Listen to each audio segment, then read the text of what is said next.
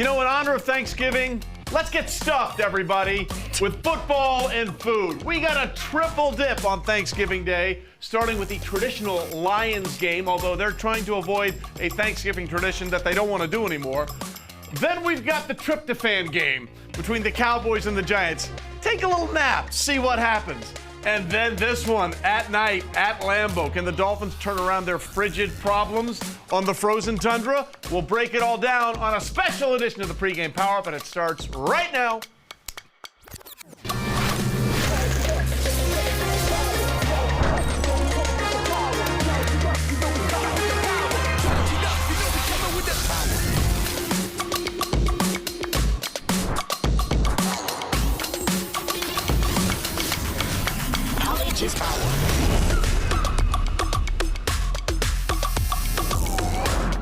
And with that, we welcome you into a very special edition of the Pregame PowerUp here on DraftKings Network, presented by Campbell's Chunky. It is soup that eats like a meal. Perfect segue to our preview of the Thursday Thanksgiving Day games. Trey, Wingo here with Claudia, Bellafotto. As we've got a triple dip, we got the traditional games, and then we've got the late game coming up between the Packers and the Miami Dolphins. But some of these trends on these early games are interesting, especially for a Detroit team that is on a roll, but they want to try and reverse one thing. That's a problem for them. You would have to think this is the one time where they get a dub at home. We will break into all of that. I do want to call out some things when it comes to the sides and the totals. Giants, Cowboys. Did you say sides on a Thanksgiving special? Nice. Oh, well, you said stuffed on a say. So. I'm all about it. Yeah. All right, Giants, Cowboys, line movement in favor of the Drew Lock move. So people actually tending to like Drew Lock over Tommy DeVito. Shocker. Went from Cowboys 3.5-point favorite down to 3 with that news. Bears and Lions, 9.5 is the spread, as you just discussed. Sharp money on the Bears, though, from 10.5 the spread down to 9.5. We saw it get as low as 9. Injury things to keep in mind for that: David Montgomery questionable with a shoulder, Amon-Ra St. Brown questionable with a knee, and then Miami Packers total open 47. And we're going to talk a lot about the weather and all of the trends against Tua and the weather at night. Total open 47. And instead of going down, it actually got bet up to 48 at one point, around 47 in the hook. 24 degrees and a chance of snow, though, for that one. We'll explain why that is problematic for Tua and the Miami Dolphins. But we talked about the Lions. They're trying to avoid their recent Thanksgiving Day stretch, which we'll get to in a minute, because they are on an unholy tear. They have won 9 straight wins. That's the first time they've won 9 in a row since 1934. They sit at 10-1. Their 24-6 win over the Colts was their 6th double-digit win of the season, and the 3rd time their defense allowed fewer than 10 points, the most in a Lions season since 1983. They are getting it done in all 3 phases of the game, and with a spread of 9.5, it's the most points Detroit has been favored by on Thanksgiving since 1988, when they were 12-point favorites against Philadelphia. And what do all these great stats add up to? Ladies and gentlemen, your Super Bowl favorites, the Detroit Lions. Take a look at how the Lions championship odds have moved throughout the season. Opened at plus 1,200, all the way down now to plus 250. They became the favorites after jumping the Chiefs in Week 11. KC currently second at plus 450. Claudia. On to the other Turkey Day staple, going in a very different direction. The Cowboys pulled off an improbable victory over the Commanders in Week 12. As an 11-point dog, it snapped a 5-game streak of not winning and not covering the spread. Their longest since 2010, but now they return home, where they haven't won since December 30th of last year. So home has not been kind to the Cowboys, and neither has Thanksgiving. Dallas is 2-11 against the spread in their last 13 Thanksgiving Day games, failing to cover the spread by an average of over 9 points per game. They're the 4th team since 2000 to play at home on Thanksgiving without a home win that season. The other 3 all lost outright. Despite all of that, the over has hit in 4 straight and has gone 10-4 in the past 14 Cowboy Thanksgiving Day games, Trey. The only good news for the Cowboys is they're playing the Giants. We'll get into that in a minute. And then we talked about the late game. This is going to be the best of the slate with a quarterback matchup of Tua and Love, both teams coming off blowout wins, and both of those quarterbacks taken in the 2020 draft. This is a big one for Miami. They've won 3 straight and find themselves back in the playoff mix in the AFC, thanks in a large part to Tua returning to the lineup and an offense that has been top 5 in the NFL since his return. But as always, the question with Miami is, can they beat good teams? All 3 wins during the streak have been against teams currently below 500. And here's how it looks for Tua since coming back from his latest concussion. Best completion percentage in the league. His rating is second only to Lamar Jackson over that time frame. And the Dolphins' offense as a whole, well, averaging 30 points per game over the 3-game winning streak. Claudia, they were averaging 10 points a game without him. Well, Trey, now that we set the table, let's dive into each course. And we've been talking a lot about Detroit at home. Let's break it down a little further for you. So they have played every single Thanksgiving Day at home. Outside of World War II, they had to pause the games. But this tells you a lot here. 37, 45, and 2 they are all-time since 1934 in that stretch. They haven't won a game straight up, 0-3, 2-1 ATS under Dan Campbell. And with him and Goff, they've lost 7 straight overall, 8-12 ATS over the last 20 years. So all of these trends just tell you they're not good on Thanksgiving. Their last victory came back in 2016 when they defeated the Vikings, 16-13 in the final in that one. Jim Caldwell was the head coach, Matthew Stafford under center. It's currently their worst streak since a 9-game drought from 2004 to 2012, which was the worst in franchise history. But everything feels different about this year's Lions, and Dan Campbell and company are ready to put the past to rest. I mean, look, nobody likes losing. I don't want to lose, so I don't want to lose a game. And I don't think any of us do, but it's more so it's about, a division opponent at home, the next one in front of us more so than don't want to, lose a Thanksgiving game. I mean, we don't want to lose, period. So I think that's really more what this is. This is a big game, division opponent, and these carry a lot of weight. I think you find your edge every week on reasons, that you need the W, other than just need a W. But yeah, that's certainly one of them for us, is that we haven't won on Thanksgiving. I know since I've been here, I don't know how much further before that, but that's a big thing. We play on Thanksgiving every year. Our fans come every year, and we want to get a W for them. Yeah, I think we're all pretty aware. It's such a special, unique thing to Detroit, and we need to capitalize on it. We need to make it as special as it is, and I think we have all got that in the back of our mind. Well, guys, the trends are in your favor because the favorites have dominated this holiday. Overall, since 2004, they're 48-9 straight up, 38-19 against the spread. In the wild card era, since 1990, favorites have 7 or more points on Thanksgiving, 29-5 straight up, 25-9 against the spread. Favorites of over 10 points, undefeated against the spread on Thanksgiving since 2005, and undefeated against the spread 11-0 in the wild card era, Trey. Yeah, so if you're feeling good about yourself, and if you're like the Lions and Cowboys, you're playing at home, obviously a huge advantage, except for the Cowboys, which we've already spoken into. It's really insane because last year when they last won that game, it was their 16th straight home win, second longest home winning streak in franchise history. They haven't won since at home. And I will say, too, about this Bears and Lions game, on paper, the Lions are clearing away the favorite. I think they're the favorite for a reason. But Caleb Williams looks like a very different quarterback Completely. with this new OC and Thomas Brown. It's a small sample size, but since firing Shane Waldron, 2 games, completion percentage went from 61 to 71%, yards per attempt from 6.1 up to 7.3. And the big important one here, everybody was hating on him for holding on to the ball too long. Pressure percentage cut nearly in half because the average time to pass to drop, 2.9 down to 2.42. They did that in 2 weeks. And that is significant because, as Marshall Newhouse will tell you, if you can hold on to for less than 3 seconds on that block, odds are the play is going to be a lot more successful. Yep. Did I mention Marshall Newhouse? Ladies and gentlemen, the big man who's going to enjoy a very big Thanksgiving joins us, 11 years in the NFL. Marshall, you played on Thanksgiving twice. I know we have Thursday night games all season long now, but it is different on Thanksgiving, right? Yeah, I mean, we're still human. We love the holidays, and so there's a lot of family and friends usually involved, whether you're at home and people are coming, staying at your house. They're in your comfort zone, or you're on the road. You're getting ready to travel, which is still a short week. And so, we always were told to get all the stuff extracurricular to football out of the way. Tickets, meals, let someone else handle that so you could focus because there's enough going on with it being a short week. And then ultimately, performing and playing on game day, because those turkey legs and those pies and desserts all taste a lot better when you got some knee packs on your knees and you're celebrating a win versus going somewhere and getting beat on Thanksgiving. The post-game carb load must be so good.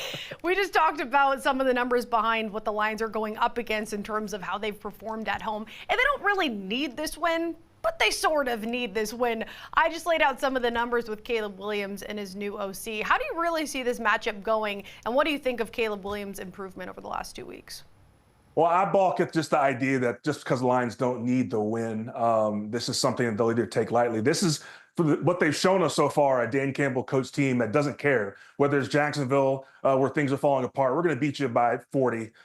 We don't care. And so I expect them to bring everything and just play to the standard which they've created. I think they owe him that much. And I think vice versa. There's a very nice relationship building between the players and coach. But also Caleb Williams, yeah, you guys alluded to it. OC Thomas Brown has really turned things around for him. He's progressing in the right way, a small sample size, only a couple games. But what he's doing is still doing the things that we liked out of college that excited us, that made you kind of go, wow, but in a more confined way. But he's taking the simple things. You know, we've always put a negative connotation on game manager, but game manager is just getting to a bad situation to a good situation, or a good one to an even better one. Get into the next play, then you can make the explosive play. Caleb is doing more of that, which directly feeds into the completion percentage bump, as you talked about. But then he turns around and scrambles in the pocket, hurdles a guy in the pocket, and then scrambles for a first down. He can do all of those things. And there's a reason why he passed for 340 yards against one of the top defenses in the NFL this year. And so I hope that continues, because the first overall pick billing is a lot of pressure. And I can't believe we're so quick to just jump off these guys' shoulders when they just don't look exactly the way we want them to look when they're rookies. But I expect a lot of great things, and hopefully they have tapped into Caleb's mental side, the part where he's actually getting to grow and do the small things that make you a successful quarterback.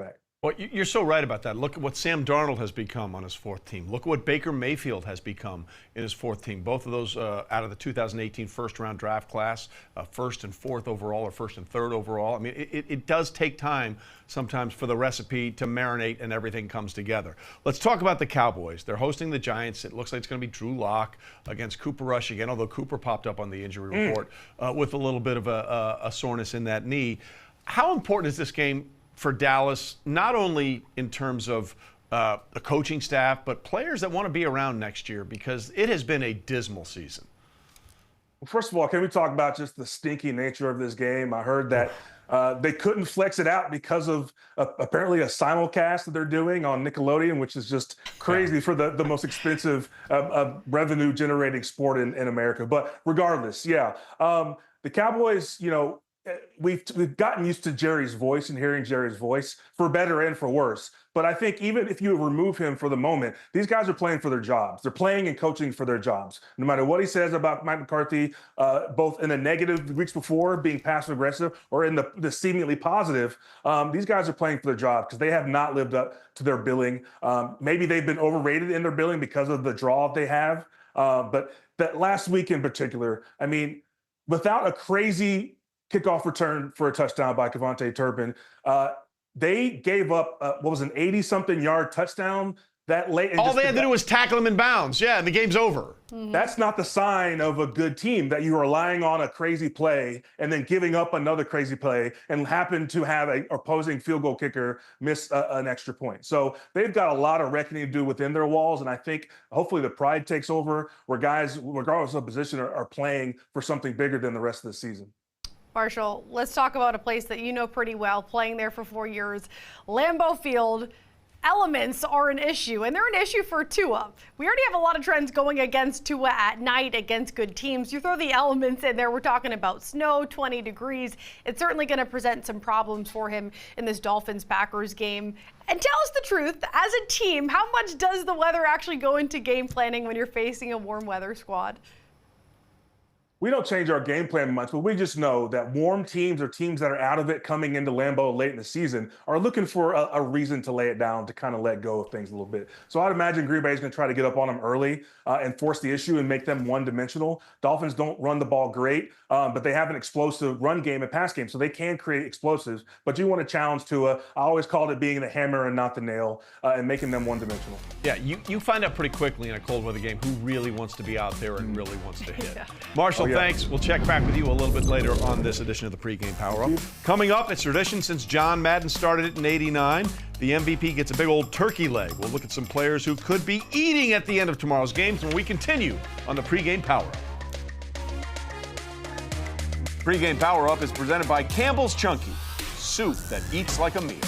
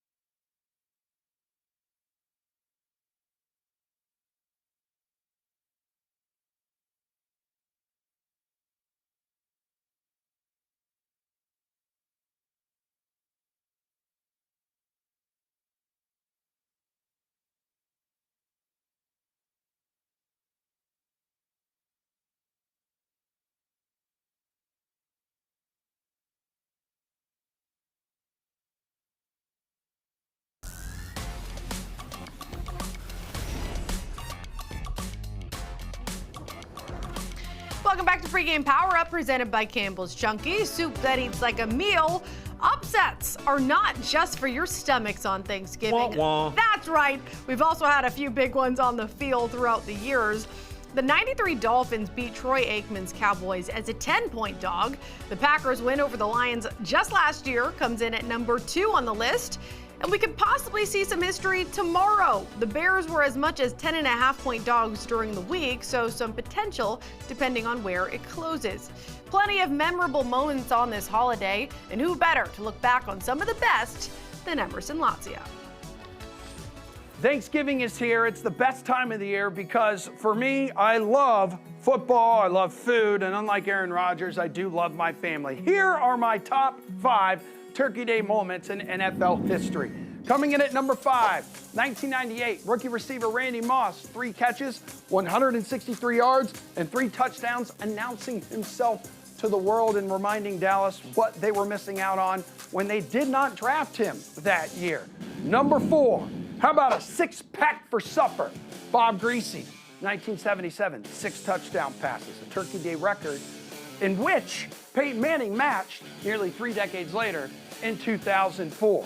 The turkey leg taking center stage starting in 1989. John Madden hands out his first turkey leg MVP, a tradition that continues today to Reggie White, Hall of Famer, as the Eagles blank the Cowboys. Gotta love eating that sweet meat off the bone. What's better than that? How about the best blooper in NFL history? The butt fumble coming in at number 2. In 2012, Mark Sanchez takes the snap, runs into the beefy buttocks of one of his offensive linemen. He fumbles. The Patriots scoop and score.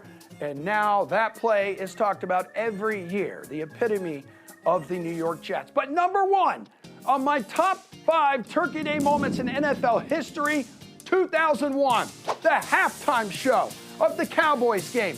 Creed, Scott Stapp, and that Jack dude hanging on to the largest bed sheets on planet Earth, soaring through the air. 65,000 people crying, happy tears running down their face. Can you take me higher? No, I don't think you can, because there's never been a greater spectacle to touch an NFL field on Thanksgiving Day than Creed. I mean, he nailed it. They should bring Creed back. He absolutely nailed it. All right, time to take a look at who could be eating that turkey leg at the end of these games on Thursday. Jahmyr Gibbs is half of the dynamic duo that make up Sonic and Knuckles for the Detroit Lions. And with David Montgomery a little banged up, maybe Sonic, as in Jahmyr Gibbs, gets more touches on Turkey Day. Gibbs ran for 90 yards and 2 tutties on 21 carries against the Colts. Montgomery left that game with a shoulder injury, but said he could have come back in the game if needed. Either way, there's potential for the Lions to give him a break and rely on Gibbs. Not a bad problem to have. Okay, we all like turkey or chicken or duck, a turducken. How about lamb? How about a little lamb on Thanksgiving? I love As in lamb. CD Lamb. Unsurprisingly, CD has been Cooper Rush's favorite target since Dak went down, and over the last couple of years with Rush under center, he's been targeted a lot. Lamb has back-to-back games with 12 targets. He had 10 catches for 67 yards last week against Washington. With Rush as the starter, Lamb has averaged about 10 targets, and over 34% of his completions have gone to CD. And then there's Josh Jacobs.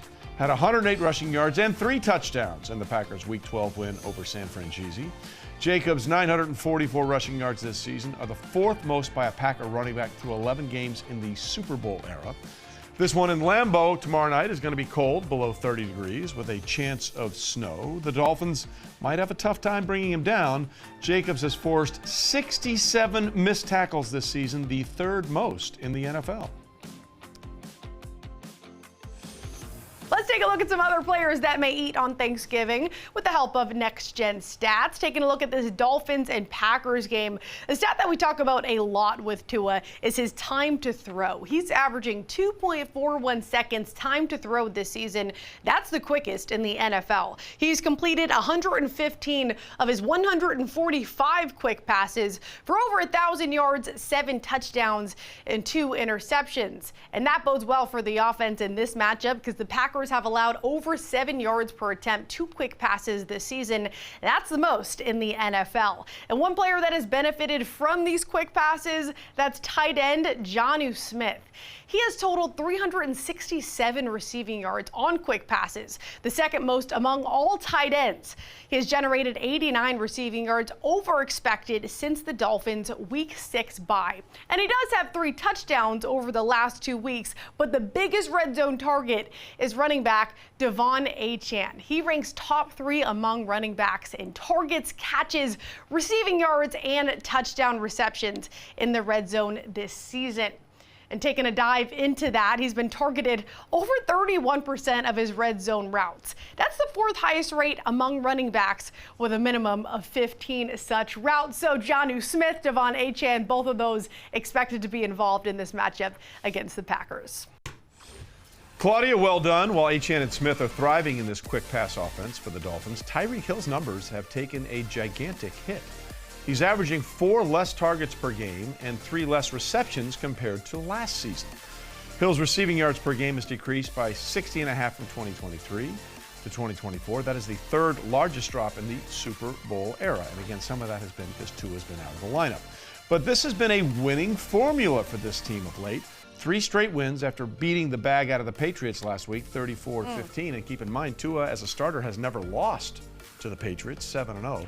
The team is 4-3 with Tua as a starter and averaging 15 more points per game and 77 more yards per game. Since 2022, they are 23-14 with Tua, 2-6 with anyone else, and Tyreek is still yet to catch a touchdown pass from anyone not named Tua Tagovailoa at quarterback. And this 3-game winning streak has put the Dolphins right back in the playoff picture. Right now at 5-6, they are currently the 8th seed, just behind Denver, who's locked down right now at the 7th seed. However, the schedule, if they can get by Green Bay, is favorable. Miami has the 5th easiest remaining strength of schedule in the AFC. And here's Tua on the improved offense and what has changed for this grouping. I think within the structure of our offense, with how we've said we wanted to go out and how we wanted to play games in terms of taking over it, staying on the field, managing, situational ball the way I think we have these past couple weeks has definitely helped. I think also being able to elongate drives, and we've been known last year to take shots, and it's been 3-4 plays. Maybe the longest last year was a 12-play drive, and I don't even remember if that ended in points or not. But I would say that's the biggest difference with our offense this year. So all that is the good news for Miami, but because it's what we do, we've also found the dark side. These are some troubling trends for the Miami quarterback. He's 0-4 in games below 40 degrees, 5-8 overall at night.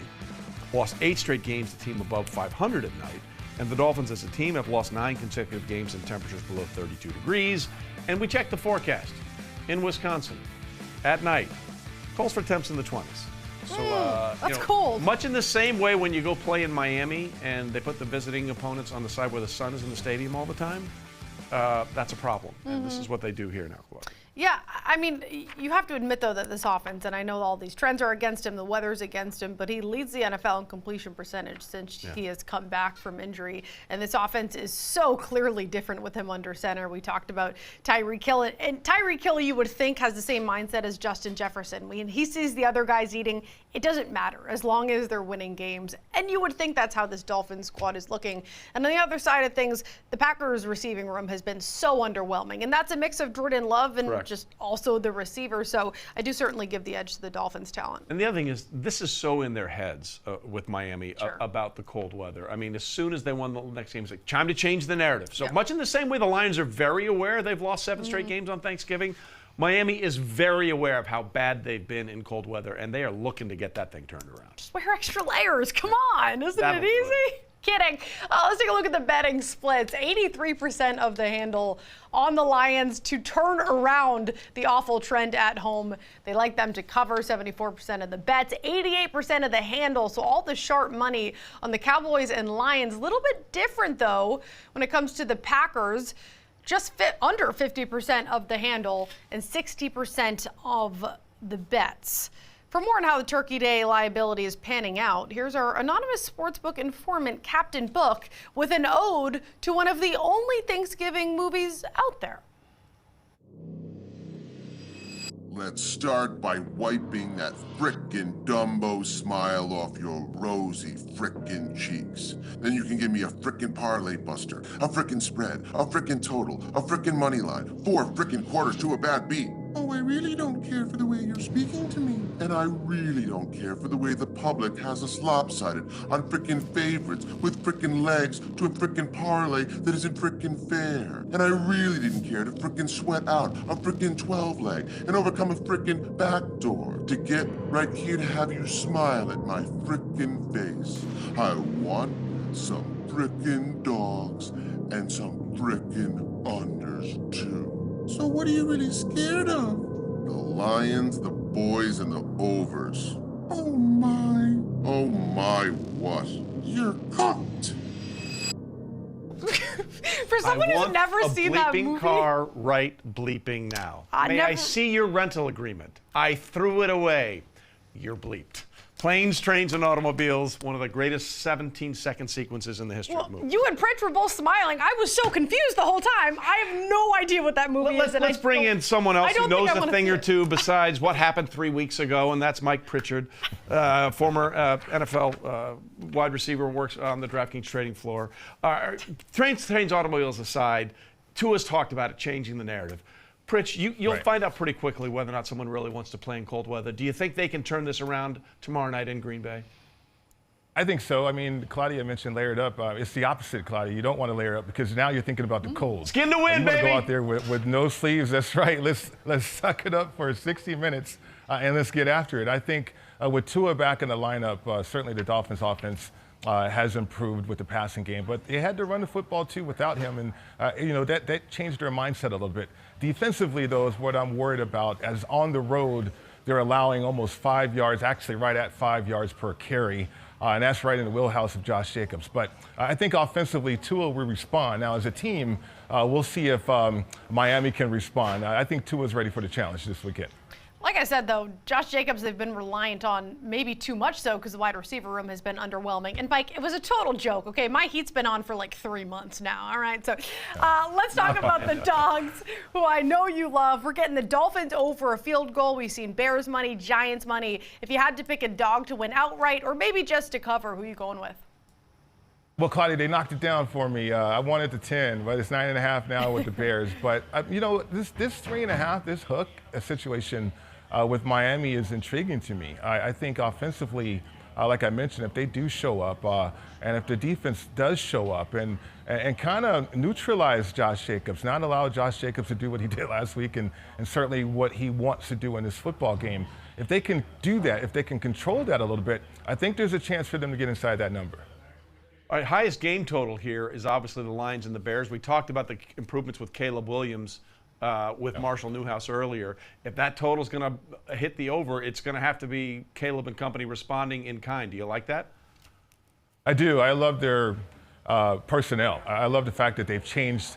They recognized what they were doing was not working at all, so let's change it. And you got Keenan Allen out there. You got a Doomsday out there. You got some weapons, and I think Caleb, I really like his game. I know he's a rookie, and Newhouse talked about this earlier. He's got those growing pains, but I think he's going to turn into a terrific player in the National Football League. He's been sacked a bunch too. So, but there's such a explosive nature to this game on both sides of the ball. Jahmyr Gibbs on the other side. I mean, what not to like about that guy? Certainly, if he's featured because of Montgomery and that injury as well.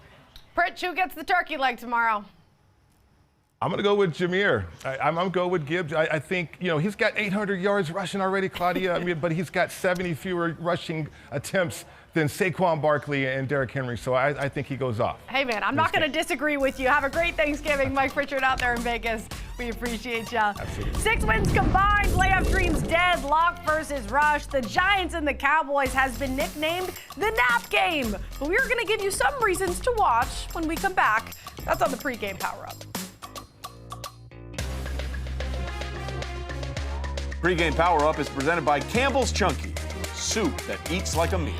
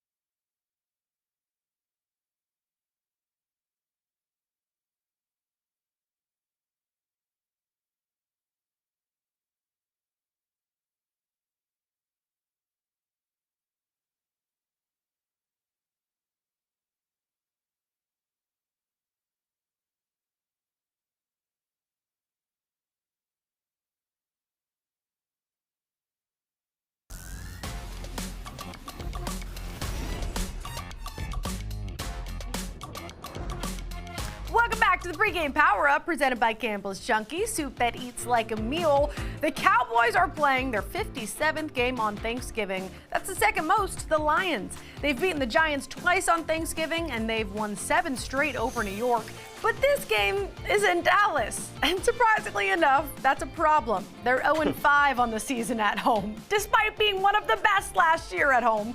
In fact, they haven't won in Jerry's World since December 30th of last season. To put it into perspective how long that is, here's DKN social media correspondent Megan Townsley. Do you want to know how long it's been since the Cowboys won a game at home? Well, let me enlighten you on the things that have happened since the Cowboys did. Simone Biles won 3 more gold medals, and we got Captain L'America, of course. The Yankees lost yet another World Series, Chappell Roan and the Pink Pony Club blew up. Oh, and the Chiefs won their 2nd straight Super Bowl since the last time the Cowboys won a home game. Dallas hosts the Giants on Thanksgiving, and all I'm saying is we might be getting GTA 6 before a Cowboys home win. You know the Pink Pony Club, Trey? Sure, they're there all the time. Really? Oh, yeah. Only the team they are playing tomorrow has a worse record at home this season. That's the Giants, 0-6, baby. But it's also been the way they're losing at home, Dallas. The Cowboys have a negative 118-point differential at home. That is the 3rd worst in NFL history through a team's first 5 home games. Man. Only teams worse are the 2013 Jags at -123 and the 1966 Falcons, 66 at -119. There is certainly a lot of heat on head coach Mike McCarthy for this season, but none of it's coming from Jerry Jones. On his weekly radio station appearance in Dallas, the Cowboys owner said that it wasn't crazy to think McCarthy could receive a contract extension after the season. He said, quote, "McCarthy is an outstanding coach. He's got great ideas." He also said about the Cowboys' 4-7 record, "This isn't over, Trey." Jerry, I have bad news for you. All right, everyone is calling this game the nap game, the tryptophan game. Two bad teams right in the middle of the slate. But let's give you some players you shouldn't be sleeping on in this one. How about Malik Neighbors? He was a little ticked off with the coaching staff after the loss at home to Tampa Bay, but still has been putting up the numbers. And if they want to keep one of their good players or few good players happy, they should find ways to get him the ball more down the stretch. Neighbors is already on pace for 112 receptions. That would set the NFL rookie record set by Puka Nacua last season. And this matchup with Dallas could be a great spot for Malik. Neighbors has gained 302 scrimmage yards after going in motion this season. That is the second most in the NFL, trailing only Zay Flowers with 317. The Cowboys defense struggles to cover pre-snap motion. Oh, we fixed that. The Dallas Cowboys defense struggles. They allowed 9.4 yards per attempt, which is the most in the next-gen era. If you're not full of Cowboys bad stats, here's some more for you.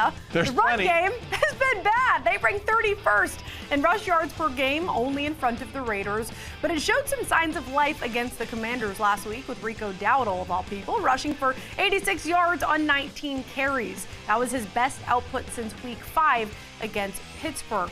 The Giants have not been great against the run this season, allowing a league-high 292 rush yards over expected, over 1,300 actual yards. They rank 30th in the NFL in rushing defense, just in front of the Cowboys. In the Week 4 matchup between these two, the Cowboys generated 5 rush yards over expected, which still stands as their best game this season.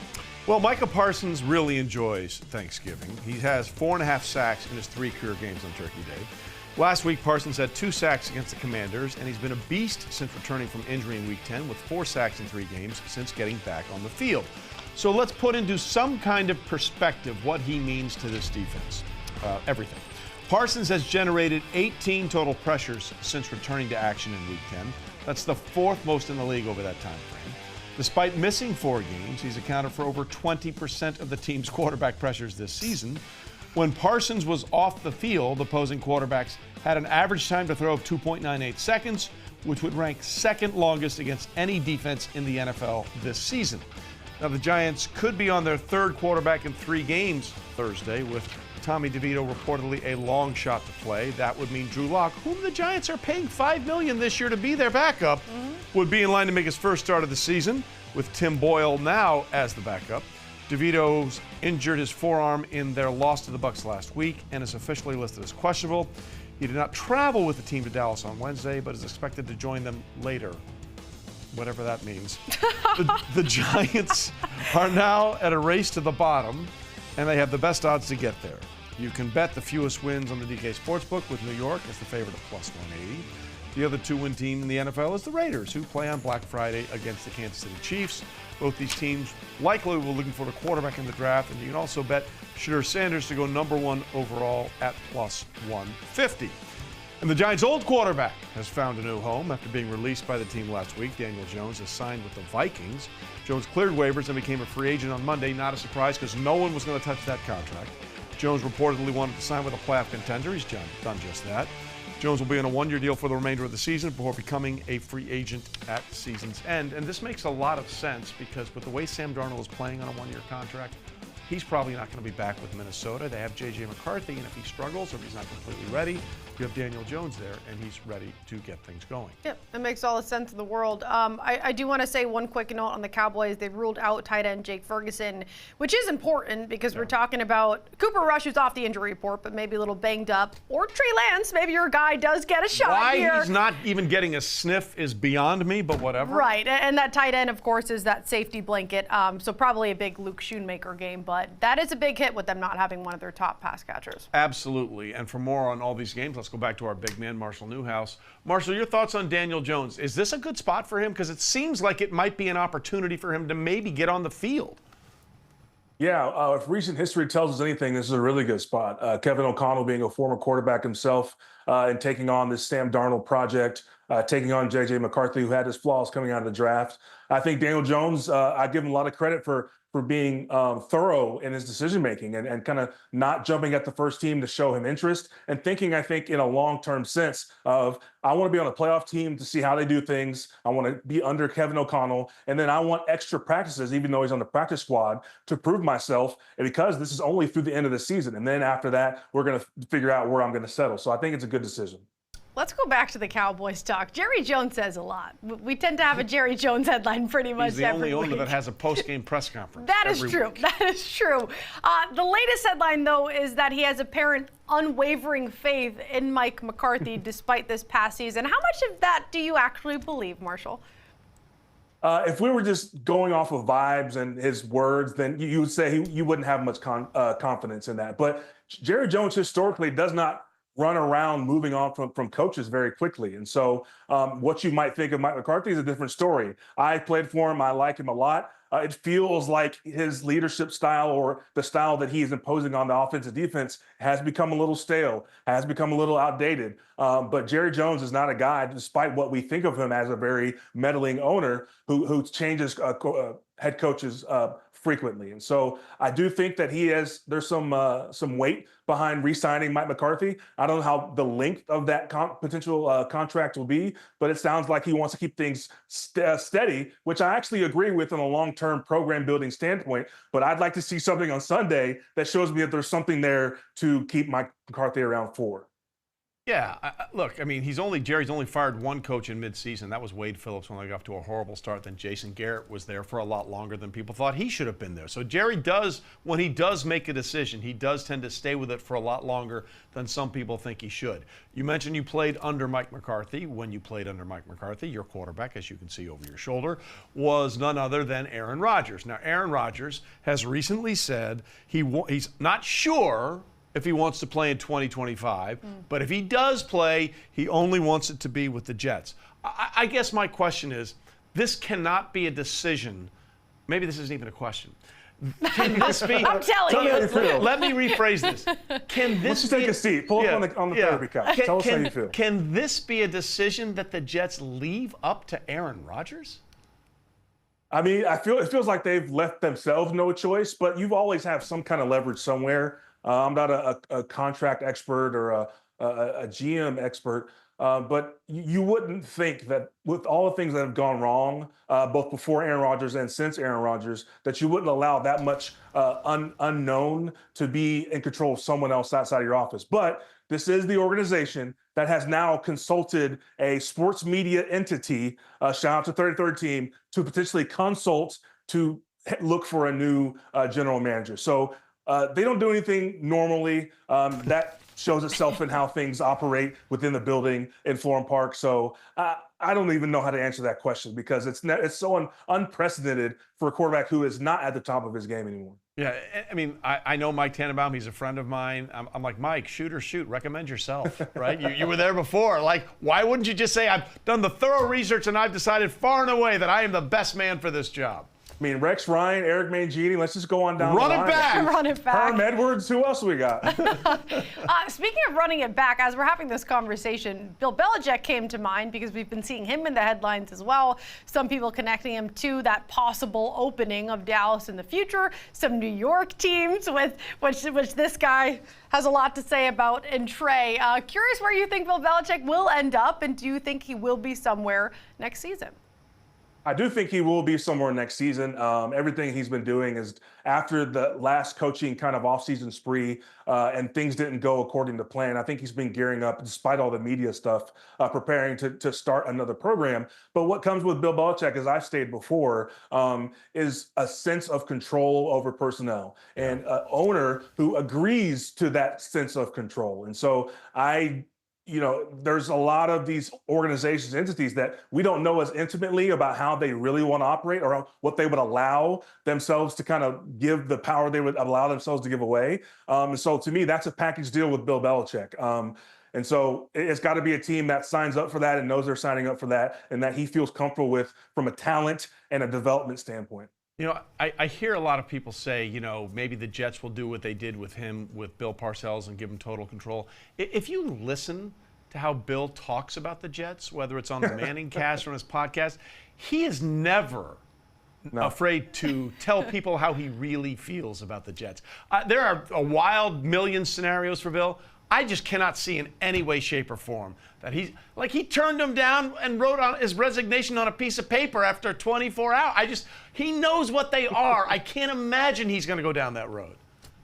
No, you're exactly right. I think he understands the stink behind that garbage patch, and I don't think he wants anything a part of it. Despite him being a guy who I think absolutely could turn it around, he has to want to be there, and he has to believe in some semblance of the organization's foundation, and I don't know if he believes that at all. Okay, so the other thing is, because let's talk about the Cowboys for a second, because he and Jerry actually have a good relationship, right? And Jerry has ceded power really to two coaches during his ownership, Jimmy Johnson and then Bill Parcells. If Jerry's willing to do that with Bill, doesn't Bill have to be all in on Dak? Because Dak's not going anywhere. They just signed him. Yeah, I mean, that's part of the deal. I think the last QB we saw that where you could kind of move that kind of contract was the Deshaun Watson deal. And you saw how hard that is, and convincing the other side, however foolish we think Cleveland is, to actually take it. So Dak's there. I think he's better than a lot of options out there. And so, yes, Bill Belichick would have to really believe in Dak. But more importantly, Bill Belichick has to believe that not only Jerry Jones, but Stephen Jones, the entire crew there that has their hands all over the personnel department, is going to allow him to do what he wants to do, or some mutual agreement on how this is going to work. Because Bill Belichick is not going to be the guy on the sidelines every day from Monday through Sunday and then have Jerry Jones doing press conferences outside the Cowboys stadium bar. It's just not going to happen. It would be entertaining, though, from an Well, we outside love perspective. it. Entertaining has never been the Cowboys' issue. Yeah. It's been winning. True. All right, Marshall, the most important question of the day, what is on Marshall Newhouse's Thanksgiving plate? Oh, man, we got some collard greens, some ham, some brisket. I'm in Texas, of all places. Some mac and cheese. And we got pecan pie and German chocolate cake, my two favorites. Ooh. See, now that's how you know you're truly a Texan. It's not pecan, it's pecan, right? Let's just get that straight. It's pecan pie. And if you didn't say brisket, your Texas citizenship would have been revoked. True. Let's just be clear about that. Marshall, we appreciate it. Have a great Thanksgiving, my friend. Happy Thanksgiving, y'all. Appreciate it. See you, Absolutely. Marshall. Brisket and pecan pie. That's a big hell yes. When we come back, 3 games, so we got a ton to get to. We're going to end the show with everything we missed. You know it. It's the data dump.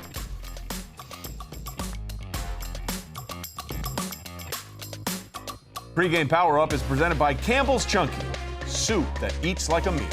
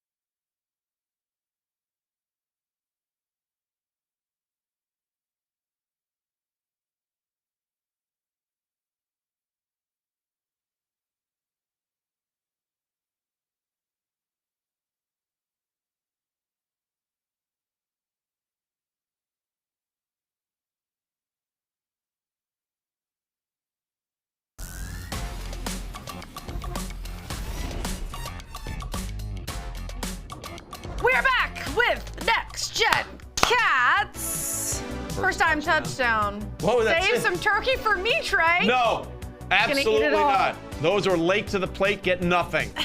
Aw, You get nothing and like it. the thoughtfulness that went into this is sweet.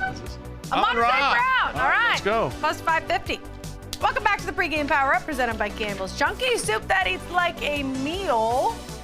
Serving of touchdowns we've got. The most bet anytime touchdown scores. Jahmyr Gibbs and David Montgomery both minus 175. People are drinking the juice. CeeDee Lamb, some good plus money there. But I guess that makes sense with the quarterback situation. Josh Jacobs, you got to lay some juice as well, and Devon Achane. So not many options for plus money, Trey. Yeah, not super appetizing. No, All right, you know how the show ends. We know how it goes. We have so much information, so many things in this tight 60-minute little show that we put together. So tight, we can't put everything in, so we save it all for the end of the show with what we call the data dump. And OT has been tough on teams historically. Bear with me on this. The Bears and Vikings played an overtime game in Week 12. Teams coming off an overtime game playing on 7 days of rest or less win just 43% of games over the last decade, covering in just 44%. It's a long way of saying if you play longer and have a short week, you're less likely to win. Where are we That's finding basically these what it is. stats? All We right? got it all here. Stats incredible. Here's how bad the Cowboys and Giants game is, if you didn't already How know. bad is it? It's the fourth Thanksgiving game since 1970 in which the two teams were combined 10 or more games below 500 entering the game. The road team won each of the first three meetings. But tune in, everybody, for your afternoon nap between the Cowboys and the Giants. Then there's the Green Bay Packers. They are 8-3, but in third place in a very tough NFC North.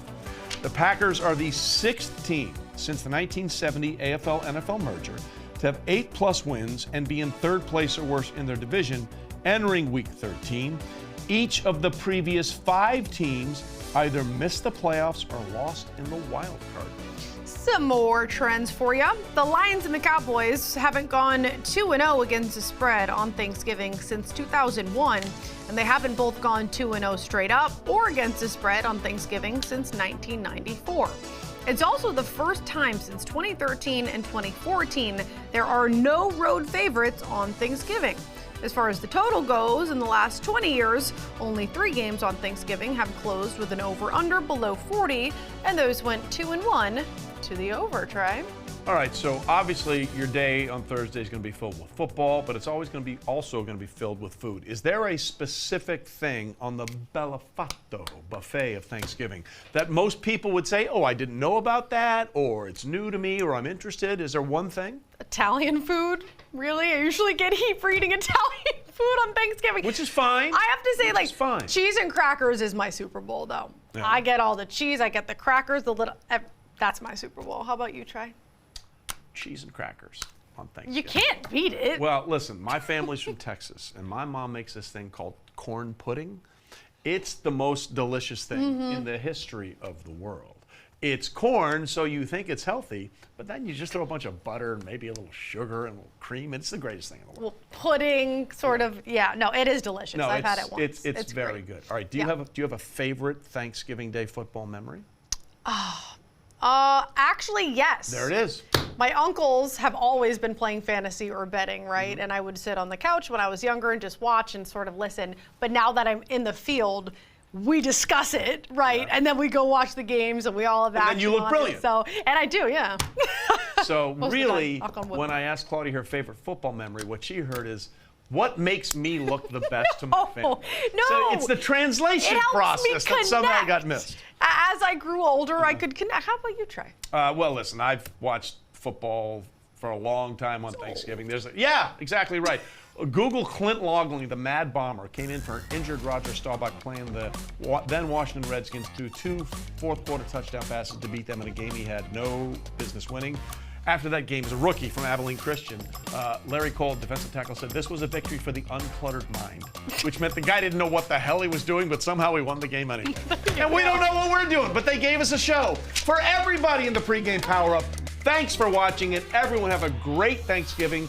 And once again, get stuffed. Food, football, family.